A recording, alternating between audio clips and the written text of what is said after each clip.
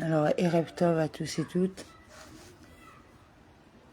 Le Tanya, étude du jour. 11 Av 5785, Igeret à Kodesh, chapitre 4. Néanmoins, il faut savoir ceci. Le réveil d'en haut répond précisément à un réveil d'en bas. D'après l'expression du Zohar, tome 2, à la page 175b. En d'autres termes, l'effort de l'homme est nécessaire également pour mettre en évidence la révélation divine, qui réalisera la seconde partie de la circoncision.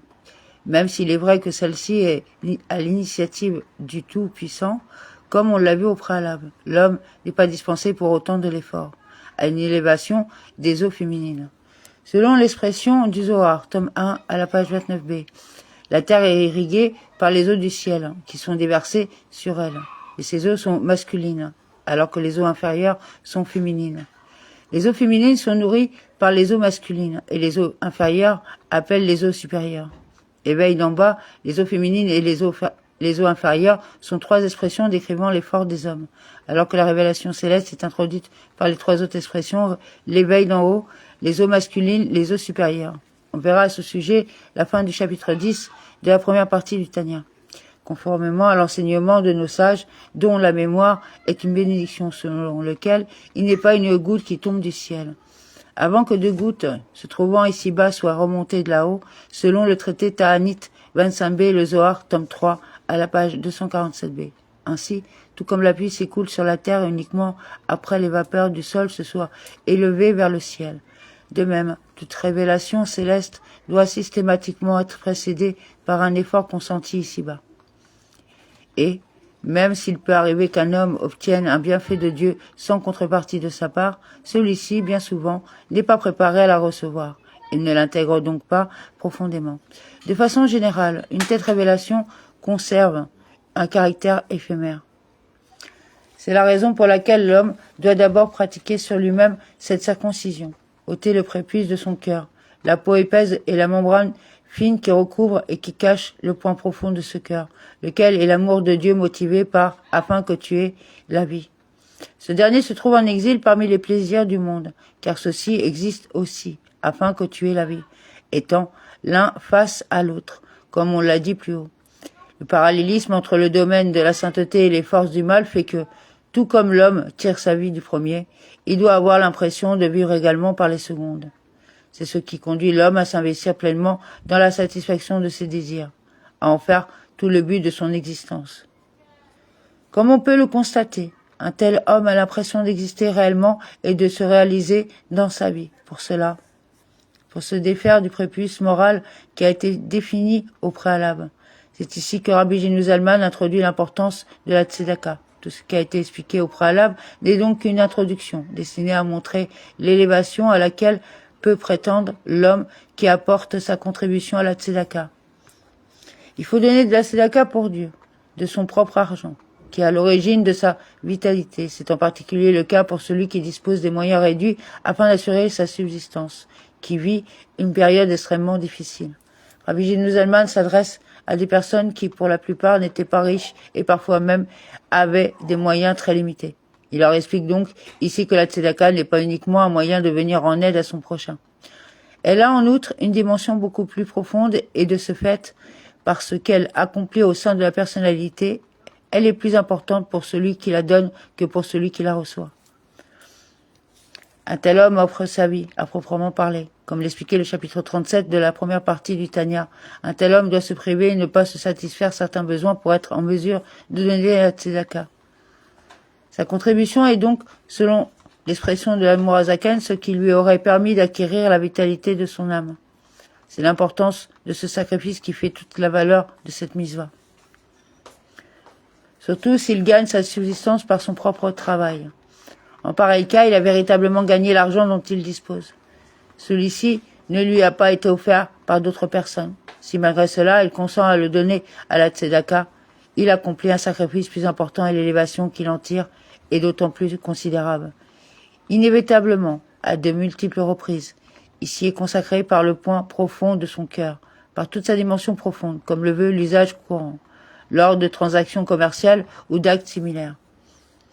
Inévitablement, à un moment ou à un autre, un homme se passionne pour ce qu'il fait. Si celui qui travaille pour gagner sa vie éprouve une telle passion, il aura placé son enthousiasme dans ce que le début de cette lettre appelait les préoccupations du monde.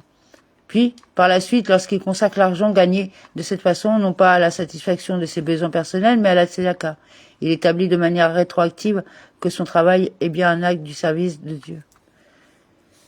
Puis, cette fois-là, lorsqu'il distribue le fruit de son effort, le donne à Dieu avec joie et enthousiasme.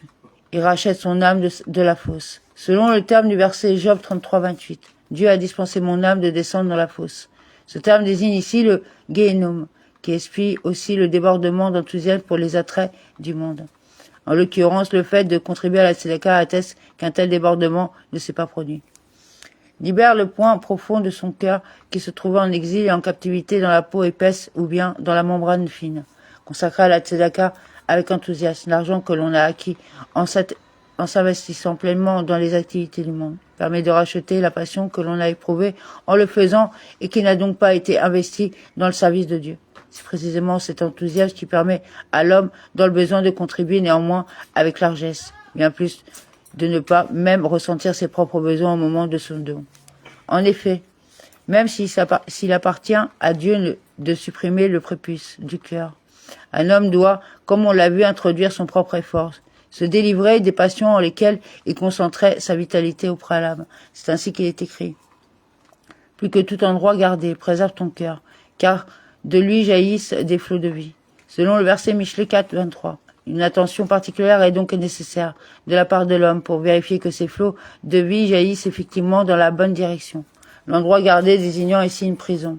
Ainsi, commentant le verset Bereshit 42, 17, il est placé dans un endroit gardé pendant 3 jours. Rachid dit en prison. En outre, le verset Bereshit 4, 43 dit clairement, il est fait arrêter dans la maison du chef des gardes, là où Yosef était captif. En ce sens, l'interprétation qui doit être faite du verset cité par le texte est la suivante. Préserve ton cœur de l'exil et de l'emprisonnement au sein des forces du mal et des attraits de ce monde. Il appartient donc à l'homme de faire en sorte que son cœur ne soit pas une prison, en permettant à sa dimension profonde de s'exprimer en permanence. Désormais, cet homme est délivré des éléments extérieurs grâce à cette tzedaka. Rabbi Génouz Zalman présente ici la tzedaka non pas comme un acte de solidarité, une contribution à la peine de l'autre, mais bien comme un acte de libération, qui est effectué par l'homme dans le but de se délivrer de l'emprise que l'égoïsme exerce sur sa personnalité. C'est aussi pour cela que le terme priya désigne à la fois la mise à nu du membre et le remboursement d'une dette, comme par exemple dans le trait Baba Batra 174a. Prêtez-lui et je rembourserai. On verra aussi les Tikkuné Zohar au Tikkun numéro 37 et à la fin du Tikkun numéro 24. Il en résulte que la révélation de la dimension profonde du cœur n'est pas une option laissée au libre choix de celui qui désire atteindre un stade plus parfait du service de Dieu. Elle est, bien au contraire, un dû envers le domaine de la sainteté et c'est donc pour s'acquitter de cette obligation que chacun a le devoir de contribuer largement à la tzedaka, dont on est redevable, du fait de laquelle on est assujetti aux éléments extérieurs, dominant le point profond du cœur de l'homme. C'est le sens du verset, et c'est captif par la tzedaka. En effet, Shaveia, c'est captif, peut aussi se traduire ceux qui retournent. En ce sens, la tzedaka permet le retour de l'âme de son exil et de sa captivité, la réintégration de sa place naturelle qu'elle n'aurait jamais dû quitter. Amen.